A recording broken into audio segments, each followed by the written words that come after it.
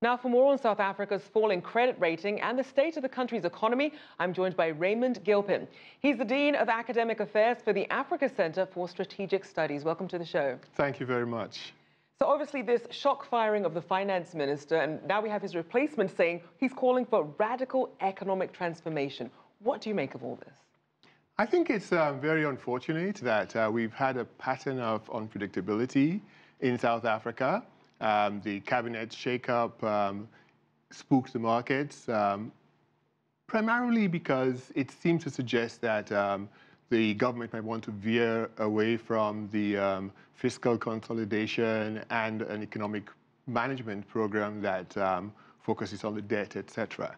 And we shouldn't forget that the former finance minister, his predecessor, lasted only a week in office. And so all of this unpredictability really spooks the market and sends really wrong signals. And we definitely saw that it spooked the currency. It came under more pressure after Gordhan's firing. So what are the prospects then, do you think, for South Africa's currency? How long will this fluctuation last? I think it kind of righted today. It firmed up a little bit today at the end of trading, but the fundamentals remain really shaky. You have to look at the new finance minister and ask questions about his capacity to manage, his understanding of the ramifications of this downgrading, and the fact that the country is carrying a significant amount of debt.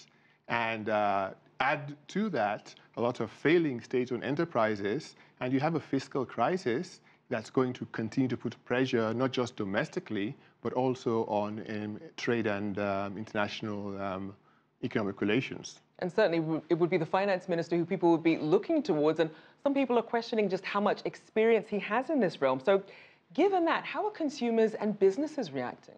I think it's spooked the markets internationally and has spooked the South African population, because the first thing that's going to continue hitting the average South African is the rise in inflation. Unless the country can focus on strategies to address the fiscal imbalances, we're going to see inflation continue to rise. The second thing is the cost of borrowing. The downgrading of South Africa means that the cost of borrowing internationally and domestically is eventually going to rise. And those costs are going to be passed on to the consumers. And so there's a lot of worry.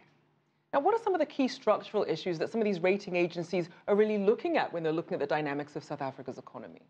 I think with South Africa, a key structural issue is the debt.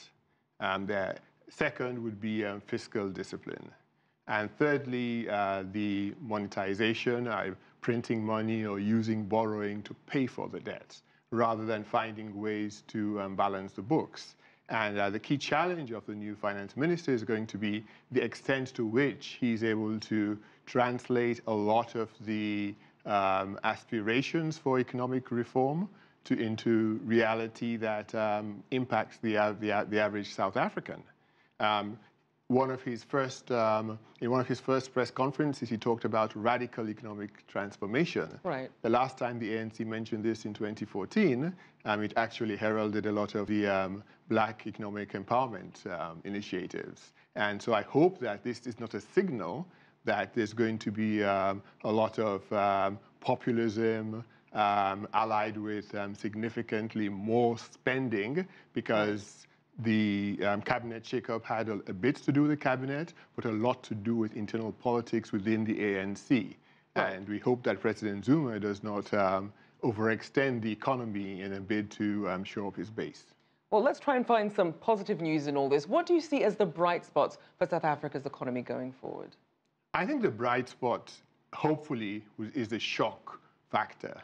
It's been 17 years since South Africa has been in junk bond status, and my hope is that that shock factor would force not just the policymakers, but the country as a whole to focus on the weak economic fundamentals, to focus on the management of the state-owned enterprises, right, and also to focus on, enforcing a lot of the public financial management laws, because the South African Public Financial Management Act is really good on paper, but there's zero enforcement. Right. And that is necessary if you're going to curb a lot of the excesses that have led to this debacle. Well, hopefully this will be a wake-up call that heads in a positive direction. Thank you for joining us, Raymond Gilpin, Dean of Academic Affairs for the Africa Center for Strategic Studies.